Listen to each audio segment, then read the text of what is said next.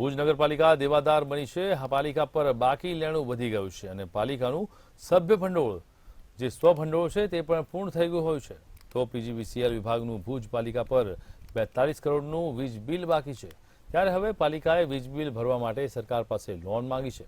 પાલિકા દ્વારા રાજકોટ પ્રાદેશિક કમિશનરને વ્યાજ વગરની લોન આપવા માટે દરખાસ્ત કરાઈ છે।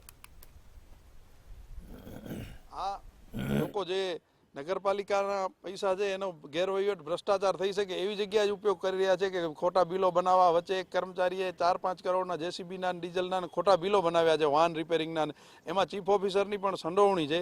હવે જ્યારે આ બોડીને ખબર પડીને એમને ભાગ ન મળ્યો ત્યારે એમણે ઠરાવ કરી કર્મચારીઓને છૂટા કર્યા છે।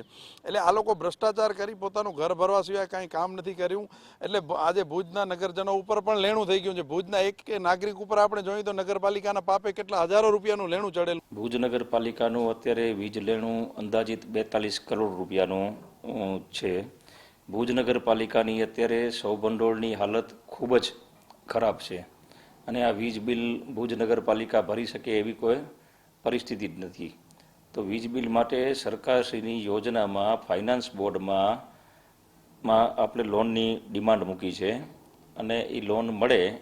ભુજ નગરપાલિકા છે તે હાલ દેવાદાર બની છે। આ મહત્વની બાબત છે કે ભુજ નગરપાલિકા ઉપર પીજીવીસીએલનું જે છે તે 42 કરોડનું બિલ આવ્યું છે અને ખાસ કરીને જે મસ્ત મોટું બિલ આવતા હાલ પાલિકાની જે સ્થિતિ છે તે કફોડી બની છે। મહત્વની બાબત એ પણ છે કે 2021-22માં ભુજ નગરપાલિકા દ્વારા 22 કરોડથી પણ વધારે તે છે તે વેરા વસૂલાત કરવામાં આવી હતી। પરંતુ ક્યાંક ને ક્યાંક વાત કરવામાં આવે તો જે રીતના પાલિકા દ્વારા જે પીજીવીસીએલ દ્વારા જે બિલ ફટકારવામાં આવ્યું છે તે સતત વધી રહ્યું છે અને પાલિકાની સ્થિતિ એટલી હદે કંગાળ થઈ છે કે કર્મચારીઓને હવે પગાર આપવા માટે પણ નાણાં નથી। તો સાથોસાથ ભુજ નગરપાલિકાએ સરકાર પાસે લોન માટે પણ દરખાસ્ત કરી છે અને છેલ્લા ઘણા સમયથી વીજ બિલ ભરી શકતી નથી, જેના કારણે પાલિકા પર દેવું છે તે હાલ વધી રહ્યું છે।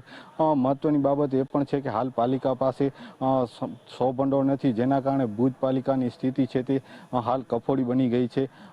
જે રીતના ભુજ નગરપાલિકા વીજ બિલ ભરવામાં ક્યાંક ને ક્યાંક સક્ષમ ન હોય તેવું પણ જણાઈ આવે છે। હાલ ભુજ નગરપાલિકાની તિજોરી છે તે તળિયા ઝાટક થઈ છે। મહેન્દ્ર મારું મંતવ્ય।